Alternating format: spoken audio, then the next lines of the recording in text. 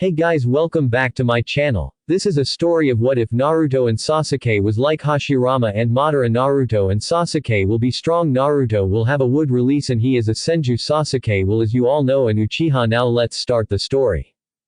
Chapter 19 Inches. Damn brats. Maybe I'm getting old. He doesn't look too good, Sasuke quipped, standing some distance away from Kakashi, who was leaning against a tree with his back toward his students. His mask was down, and his free hand was clutching at his stomach while he emptied its contents. Sasuke looked to Hinata. Think you went a little overboard. Sorry.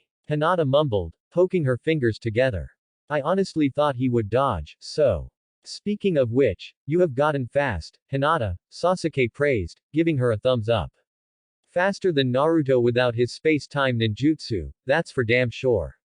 Should I be worried you might take my place as Team 7's speed freak? Thank you for your confidence in me, Sasuke-kun, but I don't think I'll ever reach your level of speed, Hinata said, before glancing over at Kakashi in concern.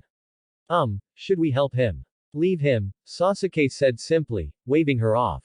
He knew what he was getting into when he asked for a 2-on-1.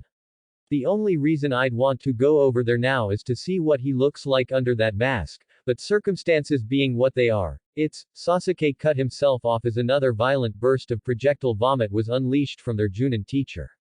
Gross. Sensei. Hinata called to the Cyclops. Do you need any help? I'm fine. Kakashi barked as he gave her a wave over his shoulder. Training's over for the day. You guys can go into town and get something to eat. Should we bring you back something? I'm fine. The two spared him a glance, then moved out of the clearing, heading for the nearby village they were staying in for the night. Sasuke patted Hinata on the shoulder. You're pretty inventive, Hinata. I didn't know Jukin could be used to do things like that. It usually isn't, but with my training with Tsunade-sama, I have gotten a good grasp of human anatomy and its functions.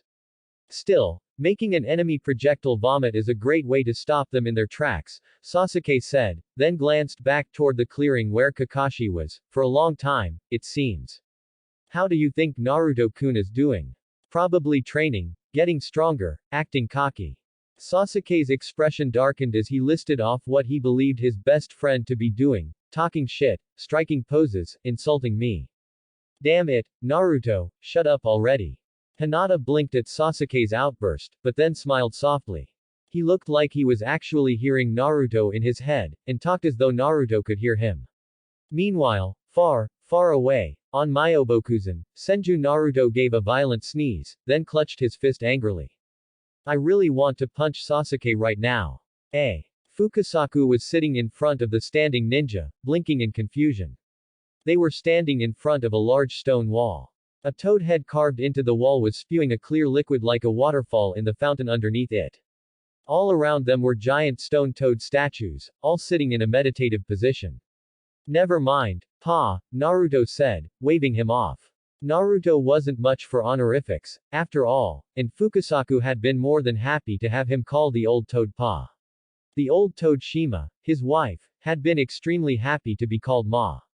Apparently, it made her all nostalgic, like having a little Jiraiya-chan with them again.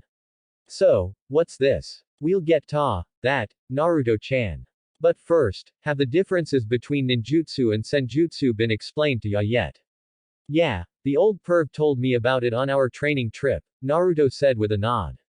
He explained it as ninjutsu using the chakra you have within yourself, while senjutsu uses the surrounding chakra, the natural chakra from the very nature itself. He says I'm kind of a gray line, considering my Mokuten ninjutsu actually naturally absorbs nature chakra on a microscopic level, so it's a bit of both. Good, Fukasaku nodded in approval. But senjutsu is so much more. By taking the nature chakra within yourself, ya form a new, stronger chakra. It allows ya to perform some incredible feats, be sure. Genjutsu, ninjutsu, and taijutsu will be increased tenfolds. The techniques which use the chakra born from the spiritual and physical energies within ya, as well as the natural energy surrounding ya are called senjutsu. Can you use it? Naruto asked, glancing over his shoulder at Gamakichi, who had decided to tag along for this training. Kinda, Gamakichi nodded. I'm not good at it, but I can detect it same as any other toad. Kichi-chan isn't at mastery level yet, So I'll show ya what nature chakra can do, Fukasaku said, hopping over to one of the stone statues and clapping his hands together. Naruto-chan, you keep your senses sharp, look at what I'm doing. Naruto furrowed his brow in concentration as he watched the old toad, who had clapped his hands together in focus. There was a strange feeling in the air, like Fukasaku had become a vacuum that was sucking something in. Oh. That's amazing, Fukasaku-sama. Gamakichi exclaimed with an excited grin on his face. The nature chakra is gathering quickly. So that's what he's doing, Naruto muttered, rubbing his chin, only for his eyes to widen when the elderly toad slipped his hand under the large statue, which was easily over 5 times Naruto's height, and lifted it up with one hand. Whoa! Both Naruto and Gamakichi yelled, both clapping excitedly, which caused Fukasaku to give a small, cocky grin, despite straining under the weight. How's this, kiddos? He asked, before setting down the statue again and fully turning to face Naruto. That is the power on nature chakra, boyo. As you are now, ya could probably lift this thing with one arm as well, but with nature chakra in your system, you'll be able to lift a statue twice as big. Awesome. Naruto whispered, then looked to Fukasaku. But how can I do that when I couldn't even sense the chakra? Ya must become one with nature first, Naruto-chan, Fukasaku said, which made Naruto blink. Have you seen my Mokuton, pa? I'm pretty one with nature as it is. What he means, Naruto, is that you have to die, Gamakichi supplied, making Naruto's eyes widen. Gamakichi, don't explain things weirdly. Fukasaku barked, giving Naruto a reassuring look. Don't worry, ya won't really die. In order to take in the nature chakra, ya need to be as one with nature, something that's part of it. Humans are naturally separate from nature, always rushing about, stomping everywhere. Ya have to be the opposite in order to feel the energy and draw it into yourself. The opposite. Stillness. Naruto asked, to which Fukasaku nodded. Yes. The first step to mastering this volatile energy is to not move. You'll be able to feel nature chakra when ya stop or flow as an animal and harmonize with the flow of nature. So, not move, at all. Naruto asked, getting another nod from the older toad. But even nature moves. Even a tree will sway in a heavy wind. Exactly. Fukasaku barked, pointing at Naruto. But that's not the tree willin' itself to move. It bends to the will o' the rest o' nature. Ya must be like a tree, Naruto-chan. Move with the wind when it urges ya to, not when ya want. I think I get it, Naruto said, crossing his arms. Absolutely zero movement, become one, and so on. So, how do we get started? It's easier to get started once you've had a first taste o' the stuff. That's what this is for. Fukasaku hopped over to the liquid spewing from the toad statue's mouth, making a gesture for it. This is Myobokuzan's secret toad oil, a natural conductor of nature chakra. Come here and gimme your hand, boyo. Naruto did as ordered. Fukasaku dipped his finger into the oil and dabbed some on the back of Naruto's hand. As soon as it touched his skin, his sensitive sensor skills immediately picked up on the chakra flowing into him. It was an intense energy to be sure. When Fukasaku had called it volatile, he hadn't been kidding. Getting control of this chakra was. What? Naruto broke out of his thoughts when he noticed how webbing started growing between his fingers, warts appearing on the back of his hand. The hell is this? Those who can't fully control the nature chakra will start turning into toads, Fukasaku said simply. There was the sound of something being summoned somewhere, and then a horrible pain erupted in the back of Naruto's head as a blunt instrument smacked into his skull. Ow! Naruto yelped, whipping around to glare at the elderly toad, who was holding a black club in his hand. That hurt, you old fart. You should be helping me, not killing me. Naruto, Gamakichi spoke up. Look at her hand. Huh. Naruto looked down and, sure enough, his hand was back to normal. How the hell? Ya need a perfect balance of all three energies, Naruto-chan, Fukasaku said. It's incredibly difficult to keep everything balanced once you've introduced nature chakra to the mix. If there's too little, ya can't use it. If there's too much, you'll turn into a toad. And that's permanent. Look around ya. Fukasaku made a wide, sweeping gesture for the many, many statues around them. Those statues are the remains of those who failed in the past, Fukasaku explained, then grinned. But don't worry, I'm here. If ya start turnin' into a toad, I'll use this staff o' mine ta knock the nature chakra right out of ya. But to tell ya the truth, not even Jiraiya-chan has got this technique down pat. He turns a bit into a toad when he uses it, but he's still able to do it. Are you, boyo? Naruto looked around at the statues for a moment, then grinned at Fukasaku, cracking his knuckles in excitement. Anything the old perv can do once, I can do 9 times, so, I was thinking about something. Sasuke had been in the middle of sipping his tea, and paused when Hinata spoke up. They were sitting in a rather cozy little restaurant, snacking on dango and sipping tea while enjoying the warm summer sun. Something? Sasuke asked curiously, raising an eyebrow as he set his teacup down. What about? Do you think me strange?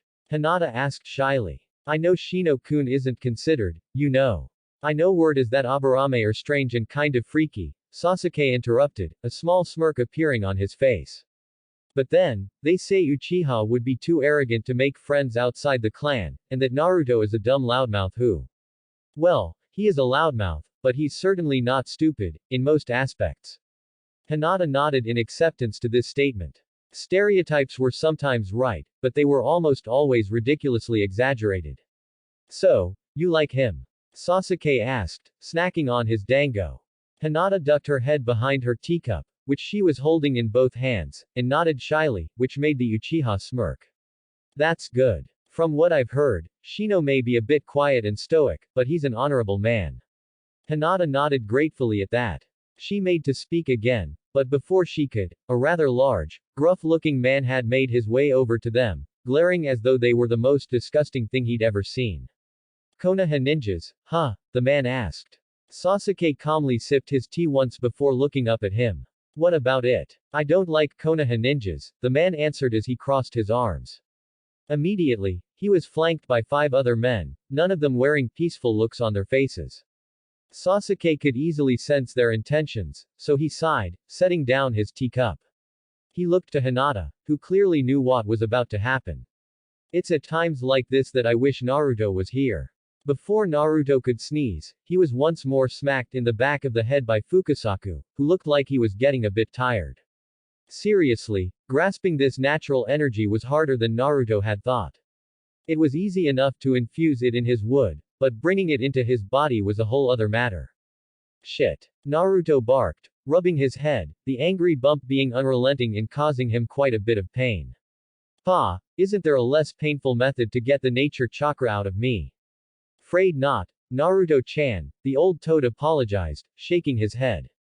But look atcha. You're making incredible progress. Ya can already sense nature chakra like a pro, and body is startin' ta, still itself. There's gotta be some better way, though, Naruto muttered as he crossed his arms. I don't wanna have to rely on some unique oil in order to gather it. Of course, this is just fair the beginning, Fukasaku said, a grin on his face. Now the trainin' wheels come off. Time ta, learn how ta, stay still or get hurt. This is going to be painful for me, isn't it? Yup. 5 minutes later found Naruto and Fukasaku standing in front of a large gathering of stalagmites, reaching high into the sky, even taller than the stone statues at the oil well. At the base of the stalagmites was a large pile of stone plates. Fukasaku grabbed one and jumped up. Follow me, Naruto-chan. That was how Naruto found himself sitting in a meditative position on one of the stone plates, balanced precariously on the very tip of one of the stalagmites. It had looked easy enough. Fukasaku was sitting perfectly comfortably on the plate, while Naruto had to constantly adjust to counterbalance. Ya need ta, stop or flow as an animal, Naruto-chan, Fukasaku lectured, shaking his head at his blonde student. Find balance and become utterly still, at one with nature. Easier said than done. Naruto barked back, glaring at the old toad. I bet it took you longer than me to even get up here the first time. That's neither here nor there, Fukasaku argued, glancing away with a somewhat uncomfortable look on his face. Look, Naruto-chan, only once you've stopped moving will ya be able to absorb natural energy. Just keep it, boyo. Jiraiya-chan has faith in ya, and so do I. Back with the rest of Team 7, Kakashi appeared at the dango shop, and his eye widened in shock at what he was seeing. The entire shop was in ruins, fires burning here and there. Several men were strewn around the rubble, all of them unconscious, and sitting on a piece of rubble were Sasuke and Hinata. Somehow, it seemed Sasuke had managed to preserve his cup of tea, as he was sipping it slowly with a sort of amazed look on his face. Boy, that escalated quickly, Sasuke noted, blinking slightly to himself. He took a look around at the destruction as though he couldn't quite believe what they had done. I mean, that got really out of hand fast. What the hell did you do? Kakashi barked in shock, catching the attention of his two students. Sasuke reached up and scratched the back of his head. I'm not really sure. It started with some insults toward Konoha. Hinata and I were teaching the guys a lesson, then some Iwa ninja joined in, and things escalated. I can see that. Kakashi barked, still in a state of shock. How long did he leave them alone? Half an hour. Maybe 45 minutes. And this happened. Tsunade was going to tan his hide for this, that was for damn sure. I can't. How? In our defense, the Iwa ninja were responsible for at least half of this, Sasuke said, making a gesture for the damaged shop. But they took off. I admit, this felt more like something Naruto-kun would do, Hinata confessed, sending worried glances at the owner of the shop, who was crying his eyes out at the destruction in front of him. Kakashi quickly made his way over to the man and bowed his head, scratching the back of it sheepishly with an awkward smile on his face. I'm so sorry for the actions of my students. If you send word to Konoha, you'll be compensated for the destruction. No, but seriously, Sasuke muttered to Hinata, taking another sip of his tea, which was now cold, that really escalated. How did that even happen?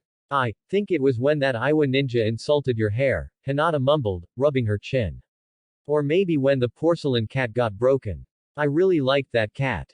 I know. But you didn't have to try to set the man on fire for it. Well, things had already gotten out of hand when you broke the counter with that man's skull. I was only trying to knock him down. Hinata protested. I wasn't trying to break anything. Except all of his internal organs.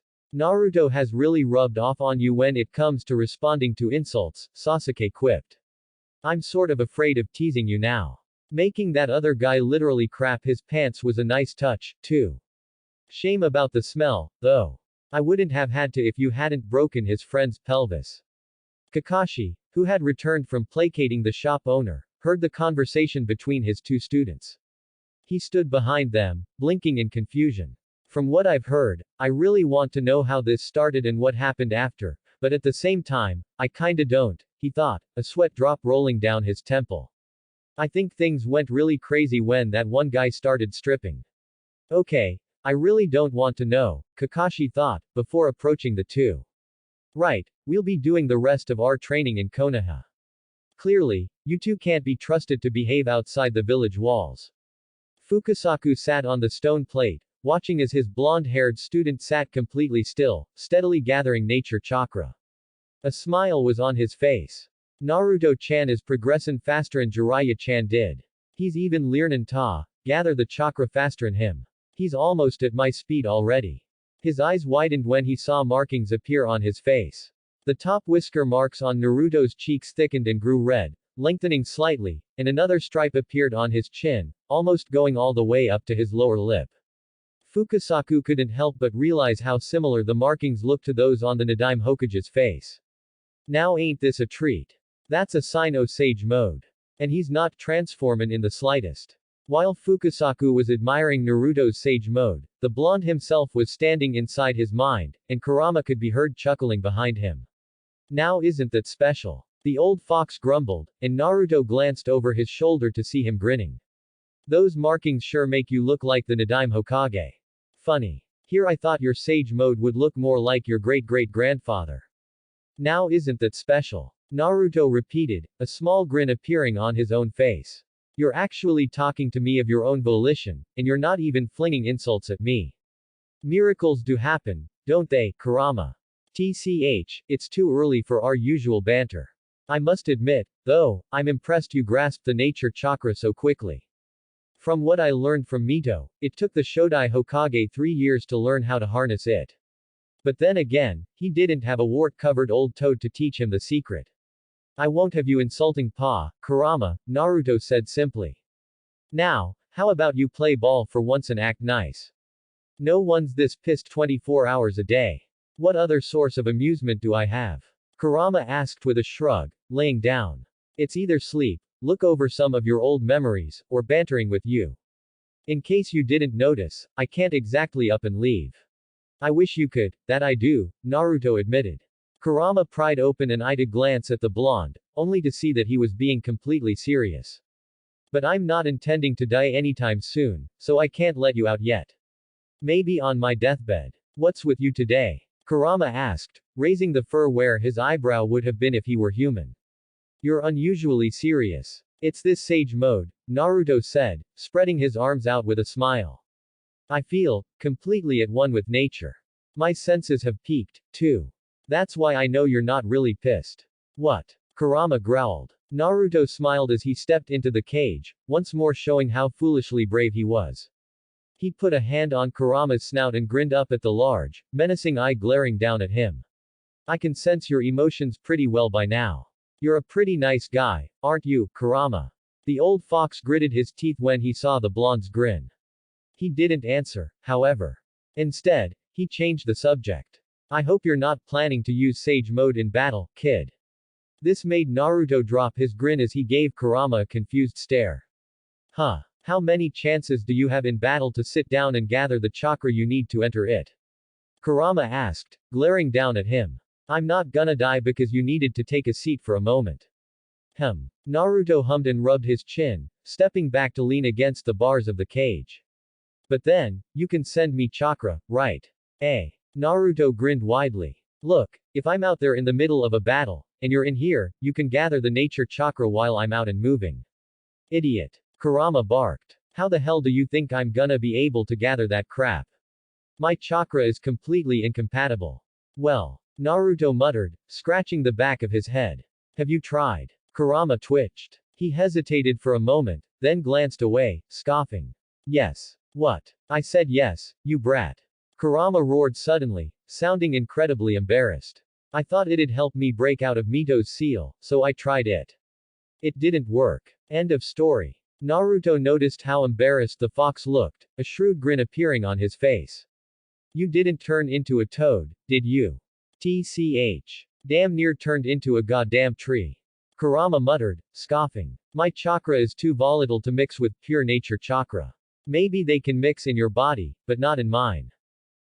Your chakra and nature chakra. Naruto mused, humming as he rubbed his chin. That might be something worth looking into. Kurama rested his head against his paws again as the two lapsed into silence. Then, after a moment, the fox looked to Naruto again. So, are you going to be ready when that pain guy shows up again? He'll definitely have a plan this time. Naruto sighed at that, scratching his head once more. I don't know. There are too many unknowns, yeah. I mean, will he attack when I'm on a mission? Will he attack in the village? Will he wait for me to come to him so he can set up an ambush? Variables everywhere. At least you're thinking about it, not just going gung-ho, Kurama commented. Well, if he ever shows up, I'll let you borrow my chakra if you need it. I'll be damned before I let myself get captured by the Akatsuki. At least in you my thoughts are my own, and I'm not a goddamn weapon. He perked up. In the meantime, the old toad is talking to you. Oh, I forgot where I was for a moment. Naruto exclaimed, snapping his fingers. Right, I'll talk to you later, Kurama. With that, the blonde vanished from the mindscape. Kurama sighed heavily and rolled over on his back, gazing up at the ceiling. I have more freedom in the brat's body, but what I wouldn't do for a magazine or something. 5 minutes later found Naruto sitting in Fukasaku and Shima's hut. Shima had left to go buy groceries. Bugs were apparently a delicacy among the toads, so it was just Fukasaku and Naruto sitting at the dinner table. Thankfully, they had proper tea that Naruto could drink without throwing up. Now that you've mastered Sage Mode, there's one thing ya need ta. No, Naruto-chan, Fukasaku said, snacking on a larva of some kind. Sage Mode is very risky. Risky? Naruto asked, raising an eyebrow. You mean the fact that I can't move when I gather the chakra? Yep. If ya can't move, you're a sit and duck in battle. Use Sage Mode fare too long, the chakra drains from ya, and you're reverted ta, or normal self. Sage Mode only works proper if you've got allies who can give ya time ta, gather the nature chakra. But that's what I'm here for. If we fuse our bodies, it'll be okay. Fuse. Yep. Spine ta, shoulder. Jiraiya-chan needs both Ma and myself when he enters Sage mode. While you move, I'll be still and gather the chakra fair ya. So, that's the next step or trainin'. Fusion. Alright. Naruto barked, shooting to his feet in excitement, only to hit his head on the ceiling. Damn it. You alright there, Naruto-chan? I'm fine. Naruto muttered as he rubbed the sore spot on his head. Anyway, let's do this. Tsunade was sitting in her office, the back of her chair facing the door as she stared at the picture in her hands. That blonde boy of 12, at that time clutching the collar of his teammate, the Uchiha doing the same. They looked like they were yelling at each other, both enraged. In the background one could see Kakashi and Hinata watching the scene, Kakashi looking bored, like he had seen it many times before, while Hinata was looking worried. Dan, Tsunade spoke to herself, a small smile appearing on her face. Our grandson sure became something great. Tsunade loved her grandson, Senju Naruto. He was annoying, a loud-mouthed idiot, but he was still a man both she and her late lover could have been proud of. Subconsciously, Tsunade reached up to grab the jewel hanging from her necklace, only to remember that she had given it to Naruto.